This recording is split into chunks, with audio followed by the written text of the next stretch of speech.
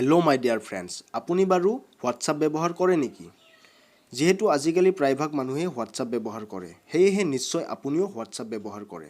যদিহে আপুনি হোৱাটছআপ চলায়, তেতিয়াহ'লে হোৱাটছআপত আপুনি কাক কি মেছেজ দিছে বা আপোনাক হোৱাটছআপত কোনে কি মেছেজ দিছে, সেইবোৰ আপোনাৰ মোবাইলত কোনেও দেখি নোপোৱাকৈ বা আপোনাৰ মোবাইলত কোনেও চাব নোৱাৰাকৈ আপুনি আপোনাৰ হোৱাটছআপ এপছত তলা লগাই, অৰ্থাৎ আপুনি আপোনাৰ হোৱাটছআপ এপছত ফিংগাৰপ্ৰিণ্ট লক কৰি থোৱাৰো প্ৰয়োজনীয়তা বহুখিনিয়ে আছে। সেয়েহে আজি আমি কথা পাতিম আপোনাৰ হোৱাটছআপ এপছত কেনেকৈনো ফিংগাৰপ্ৰিণ্ট লক কৰি থ'ব পাৰি, যিটো লক নেকি আপোনাৰ বাহিৰে কোনেও খুলিব নোৱাৰিব। যেতিয়া নেকি আপুনি হোৱাটছআপত কাৰোবাক মেছেজ কৰিব বা হোৱাটছআপত কাৰোবাৰ মেছেজ আপুনি চাব, তেতিয়াহে আপুনি ফিংগাৰপ্ৰিণ্ট লকটো খুলি হোৱাটছআপ চলাব পাৰিব। তাৰ বাহিৰে আৰু কোনেও চাব নোৱাৰে। সেয়েহে এই ভিডিঅ'টোত মই এই ফিচাৰ্ছটোৰ বিষয়ে আপোনালোকক সম্পূৰ্ণভাৱে বুজাই দিম। গতিকে এই ভিডিঅ'টো আপোনালোকে সম্পূৰ্ণৰূপে চাই থাকক। গতিকে মই আৰাধন চৰণীয়াই মোৰ এই ইউটিউব চেনেললৈ আপোনালোকক পুনৰবাৰ স্বাগতম জনাইছোঁ।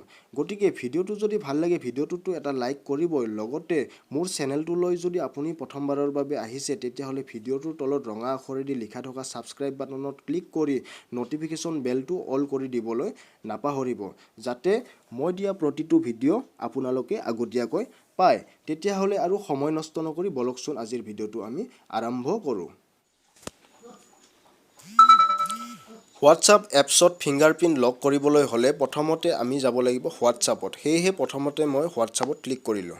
হোৱাটছআপত ক্লিক কৰাৰ পিছত ওপৰৰ ৰাইট ছাইডে কোণাত তিনিটা ডট আছে, সেই তিনিটা ডটত ক্লিক কৰিব লাগিব। সেয়েহে তিনিটা ডটত ক্লিক কৰিলোঁ। ক্লিক কৰাৰ পিছত ঠিক এনেকুৱা ধৰণে এখন পেজ খোল খাব।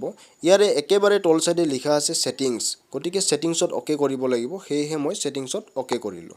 ছেটিংছত অ'কে কৰাৰ পিছত পুনৰ এনেকুৱা ধৰণে এখন পেজ খোল খাব।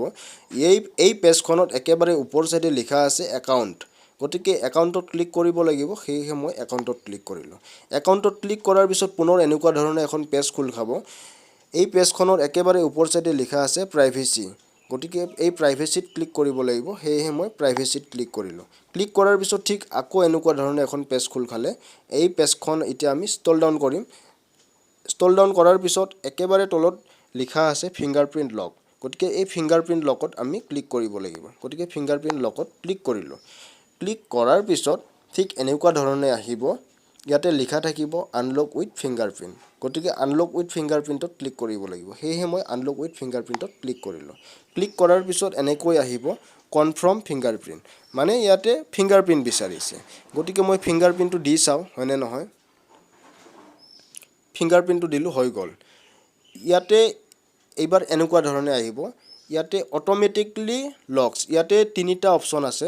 প্ৰথমে আছে ইমিডিয়েটলি, মানে আপোনাৰ হোৱাটছআপ এপছটো ইমিডিয়েটলি লক হৈ যাবনে, তাৰপিছত লিখা আছে আফটাৰ 1 মিনিটছ, না 1 মিনিটৰ পিছত লক হৈ যাব, তাৰপিছত লিখা আছে আফটাৰ 30 মিনিটছ, নে আপোনাৰ 30 মিনিটৰ পিছত লক হৈ যাব।